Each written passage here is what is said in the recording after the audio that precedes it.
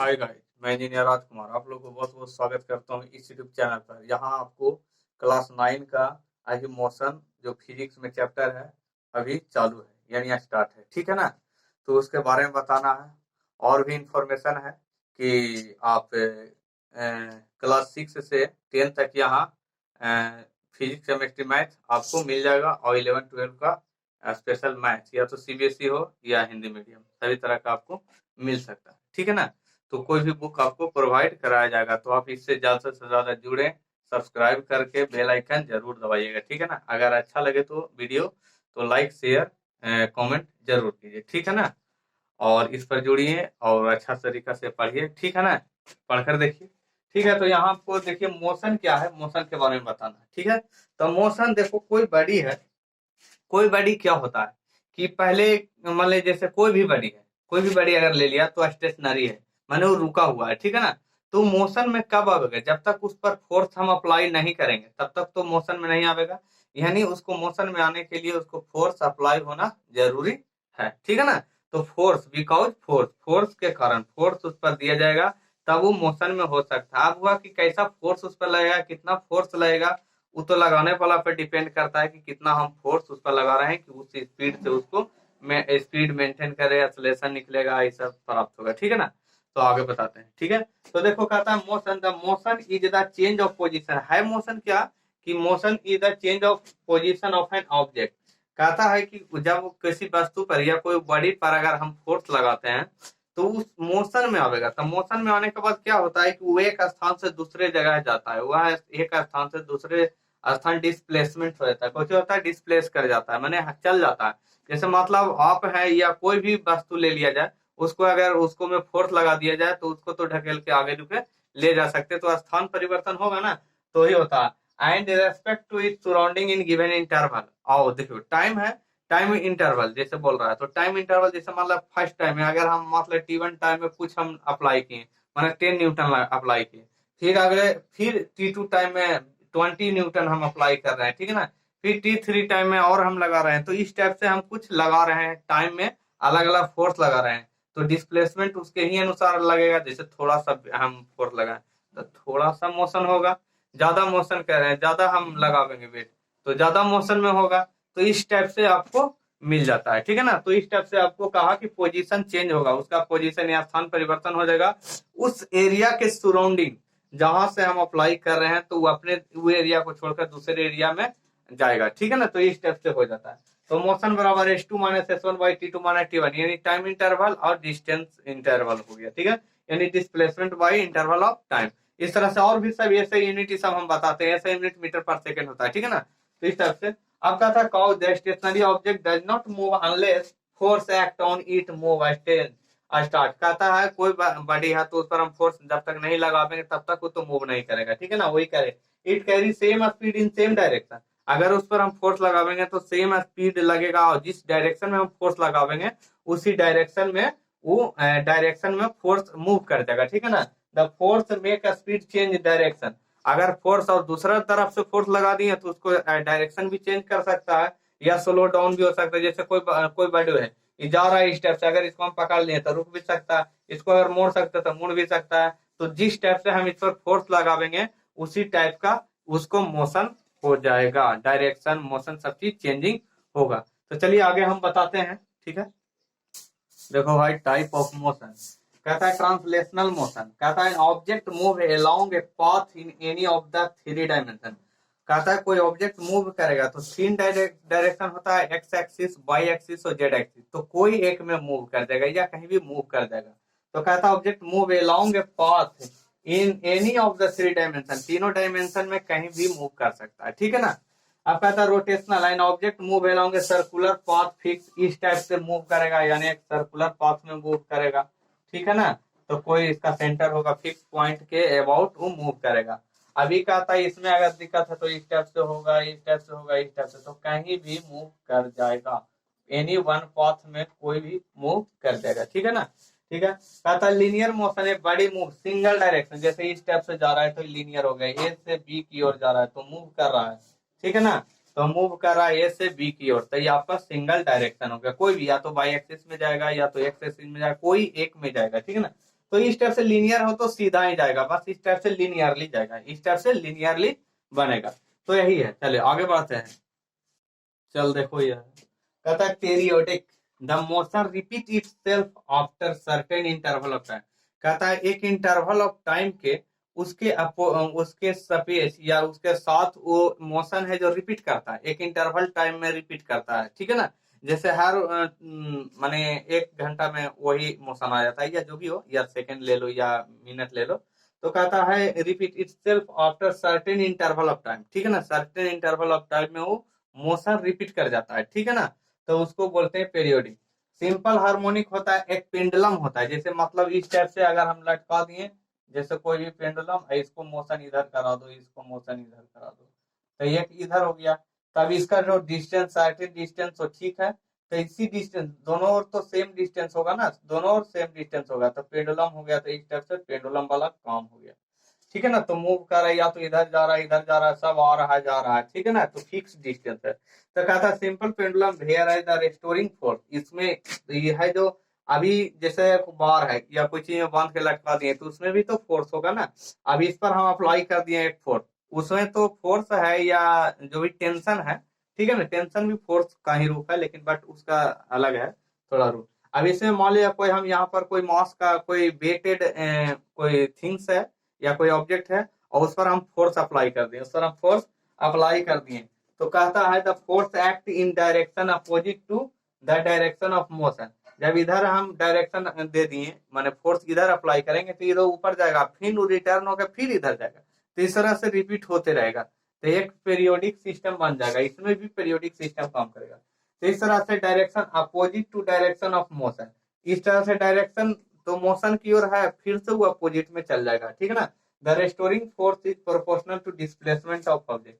अब इसमें जितना भी फोर्स हम अप्लाई किए हैं ना, तो कितना दूर डिस्टेंस और डिस्प्लेसमेंट तय कर रहा है, उसके अनुसार कहता है प्रोपोर्शनल। तो restoring force is directly proportional to displacement of जो भी हो जाए ऑब्जेक्ट, ठीक है ना। तो इस तरह से हो जाता है सिंपल हार्मोनिक मोशन, ठीक है ना।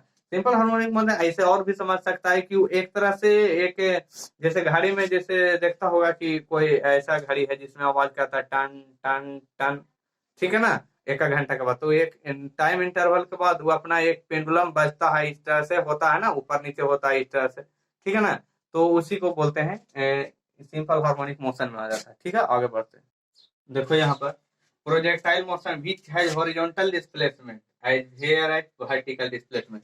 जैसे मान लिया जाए कोई मतलब कोई फेंक रहा है, मतलब कोई ढेला फेंक रहा है, जैसे इस टाइप से कोई बड़ी है, इसको इस टाइप से फेंका गया, तो कोई बड़ी को इस टाइप से फेंका गया, इस टाइप से गिरा, तो ये हॉरिजॉन्टल फेंका रहा है आगे की ओर, लेकिन डिस्प्लेसमेंट तो यहाँ से यहाँ आ रहा है ना, तो ये डिस्प्लेसमेंट हो रहा है।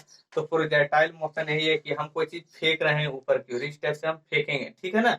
तो जाके कहीं गिरेगा, तो डिस्प्लेसमेंट यहाँ से वहां तो जाएगा, कुछ टाइम लगेगा, लेकिन वो जा रहा है ऊपर से नीचे की, इस टाइप से जा रहा है, तो नीचे से वर्टिकली कितना डिस्टेंस से जा रहा है, कितना हाइट से गया, तो इस टाइप से वर्टिकली डिस्प्लेसमेंट देखते देखते कुछ घटेगा, इस टाइप से डिस्प्लेसमेंट ही हो गया।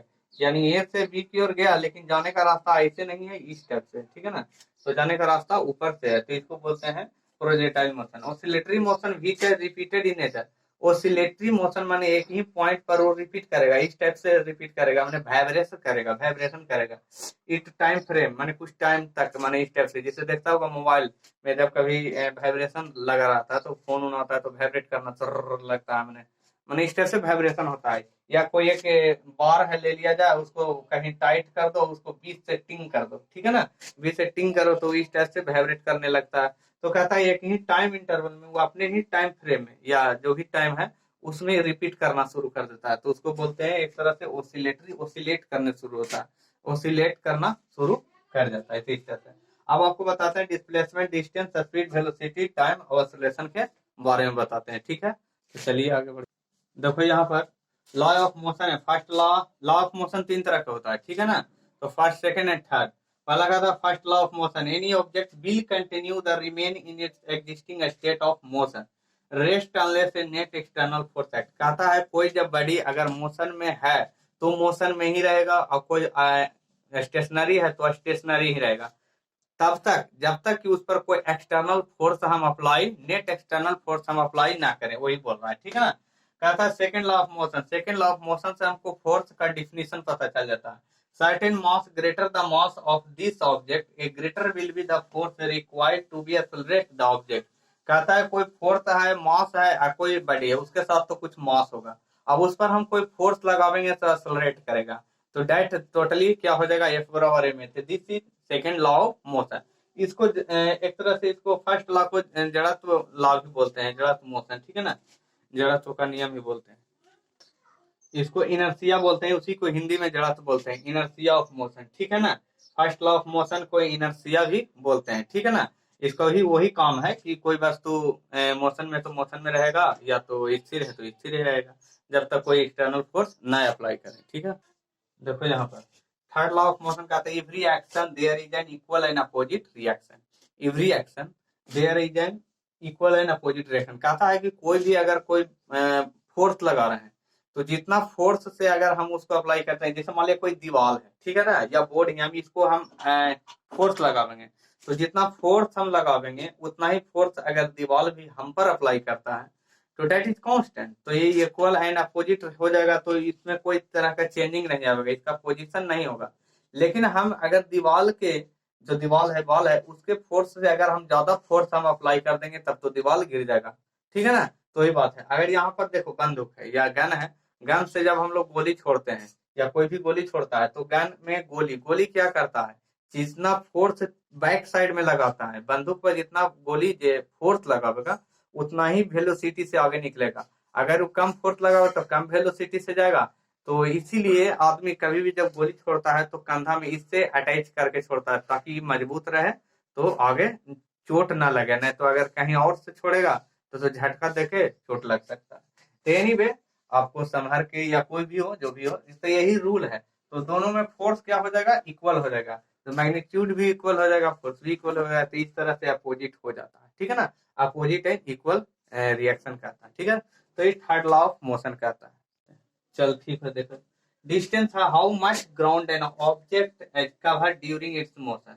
ऐसा यूनिट इसका मीटर होता है। देखो बोले का मतलब है कि डिस्टेंस, जैसे हम कहीं बाजार गए, ठीक है, तो मान लिया 5-6 किलोमीटर दूर होगा, या 10 किलोमीटर या 20 किलोमीटर या 2 किलोमीटर, तो मान लिया जाए कि कुछ 2 किलोमीटर दूर बाजार है, तो हम गए, ठीक है, और वहां से फिर हम बाजार से कुछ भी खरीद के ले आए और फिर आ गए घर, तो 2 किलोमीटर गए और 2 किलोमीटर आए, तो हम दूरी कितना डिस्टेंस तय किए, तो 2-2-4, कितना तय किए, 4। तो ये कहता है हम कितना कवर किए, हम कितना कवर किए, यानी कोई ऑब्जेक्ट के द्वारा कितना कवर किया गया, तो वो टोटल दूरी हो जाता है, टोटल डिस्टेंस कहलाता है, ठीक है।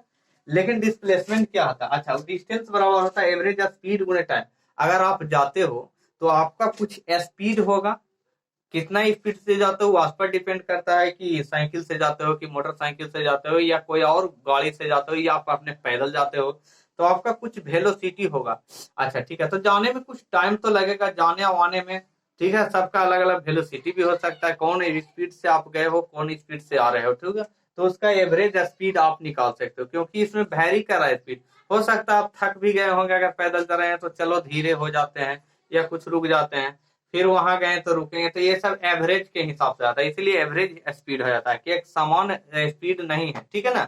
जहाँ कम हो रहा है ज्यादा हो रहा है, कम हो रहा है ज्यादा, तो इससे इसका हम एवरेज स्पीड निकालते हैं। टाइम, टाइम का रहा बात, आपको सभी जगह अलग अलग टाइम, आपको जाने आने में कितना टाइम लगा, मान लिया जाए 2-2 किलोमीटर 4 किलोमीटर जाने में आपको 4 घंटा लग गया, तो टाइम लग गया 4 आवर, ठीक है ना, 4 आवर। तो इस टाइप से आपका स्पीड बराबर एस बराबर भी गुने टाइम, भी हुआ जो एवरेज वेलोसिटी, तो ये लिख सकते हैं, ठीक है, सब बता देंगे। इसका तो ऐसा यूनिट मीटर में, आप किलोमीटर में भी जा सकते हैं, मीटर में भी जा सकते हैं, लेकिन ऐसा यूनिट मीटर में ही होता है, ठीक है ना।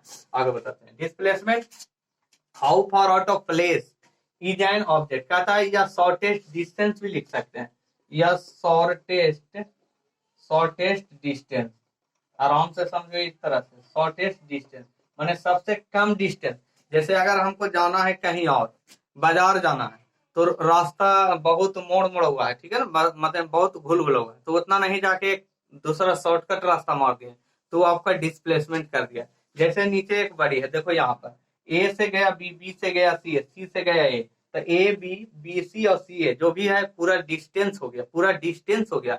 लेकिन अगर हमको सी तक जाना है तो डायरेक्ट ए से सी चल जाएंगे, तो ये आप डिस्प्लेसमेंट हो गया। डायरेक्ट ए से सी चल गए तो डिस्प्लेसमेंट हो गया। तो ये ए बी और बी सी का तो डिस्टेंस नहीं जोड़ेंगे, डायरेक्ट जो ए सी का डिस्टेंस होगा वही हो जाएगा, ठीक है ना। तो कहता है डिस्प्लेसमेंट बड़ा एवरेज वेलोसिटी गुना, इसमें भी एवरेज वेलोसिटी गुना टाइम ही है, ठीक है ना। इसका भी ऐसा यूनिट मीटर ही होगा, ठीक है ना। और डेल्टा एक्स बराबर वी गुना डेल्टा टी। तो इस टाइप से लिख सकते हैं वेलोसिटी डेल्टा एक्स, माने आप किस टाइप से, माने पहला आप कहाँ है, सेकंड कहाँ गए, टाइम पहला कितना लगा और आप सेकंड में कितना टाइम लग रहा, तो इस टाइप से डेल्टा एक्स हो जाता है। डेल्टा एक्स हुआ कि डिस्टेंस का डिफरेंस ऑफ डिस्टेंस, मतलब आप कहीं और हैं, जैसे मतलब कि ए पर है और पहला डिस्प्लेसमेंट या पहला वेलोसिटी कुछ हो गया, ठीक है ना, फिर दूसरा वेलोसिटी हुआ, तो इस टाइप से आप यहाँ पर डेल्टा एक्स बराबर चेंज इन एक्स और velocity Guna change in time, ठीक है ना। तो आप इस टाइप से कर सकते हो। ठीक है, आगे बढ़ते हैं। देखो भाई यहाँ से कहता है average speed total distance by total time, यानी वी डी बाई टी भी हो सकता है। The distance travelled by an object, कोई ऑब्जेक्ट के द्वारा डिस्टेंस ट्रेवल किया विथ डिफरेंट टाइम इंटरवल में, डिफरेंट डिफरेंट टाइम इंटरवल में distance different different, distance scalar quantity है, ठीक है ना। ऐसा यूनिट इसका मीटर पर सेकंड आता है। वी बराबर डी बाई टी, यानी वेलोसिटी हो जाएगा, एवरेज वेलोसिटी हो गया time, distance by time, distance by time, आप कितने डिस्टेंस तय किया टोटल, और कितना आपको टोटल टाइम लगा, तो delta D by delta T भी लिख सकते हो, कोई दिक्कत नहीं है। आप डी बाई टी भी लिख सकते हो, delta T D by delta T भी लिख सकते हो एवरेज वेलोसिटी के लिए। हो गया एवरेज वेलोसिटी। अब कहा था एवरेज, यहाँ एवरेज स्पीड था, ठीक है ना। अब यहाँ एवरेज वेलोसिटी है, तो total displacement divided by total time. Distance displacement आप कितना किया, डिस्प्लेसमेंट, डिस्टेंस और डिस्प्लेसमेंट में अंतर है, ठीक है ना। अभी इसके पहले हम बताए थे टोटल डिस्प्लेसमेंट आप कितना किए, टोटल डिस्प्लेसमेंट माने ए से बी तक आप शॉर्टेज डिस्टेंस कितना गया, ठीक है ना। और टोटल टाइम, आपको टाइम कितना लगा, तो उसका रेशियो हो जाएगा एक्स एफ माइनस एक्स आई। फाइनल में आप कहाँ पहुंचे, पहले आप कहाँ थे, बाई फाइनल में आपका कितना टाइम लगा और पहले में कितना टाइम लगा, तो एक्स एफ माइनस एक्स आई बटे T F minus T I. X F हो गया फाइनल डिस्टेंस और minus initial distance by displacement, sorry, अब बटे final time minus initial time V A. तो इस टाइप से हो गया, तो वेक्टर क्वांटिटी होता है या स्केलर क्वांटिटी होता है, ठीक है ना। एनीवे इसका भी ऐसा यूनिट दोनों का सेम है, मीटर पर सेकेंड होगा, दोनों का ऐसा यूनिट सेम है, ठीक है।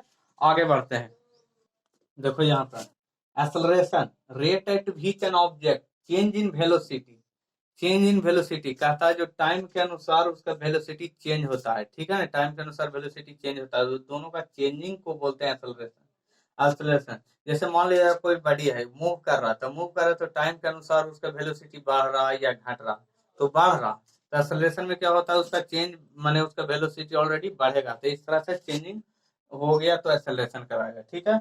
अब कहता है speed the rate at which somebody move it travel, कहता है कोई बॉडी अगर मूव करेगा तो उसके साथ टाइम, टाइम के रेस्पेक्ट में अगर मूव कर रहा है तो वह स्पीड कहलाता है, यानी डिस्टेंस तय करेगा टाइम के रेस्पेक्ट में, टाइम के रेस्पेक्ट में डी बाई टी हो जाएगा, ऐसा यूनिट मीटर पर सेकंड हो जाएगा। अब कहता है टाइम क्या है, time is represented by change in motion, अगर टाइम क्या है, रिप्रेजेंट करेगा मोशन को चेंज करने में, टाइम लग रहा है, मैंने टाइम क्या फिक्स है नहीं, तो टाइम लग रहा है, कोई अगर बड़ी मोशन में कर रहा है तो उसके कुछ तो टाइम भी लग रहा है मोशन करने में, तो उसको टाइम से रिप्रेजेंट करें, इसका ऐसा यूनिट सेकंड होता है, ठीक है ना।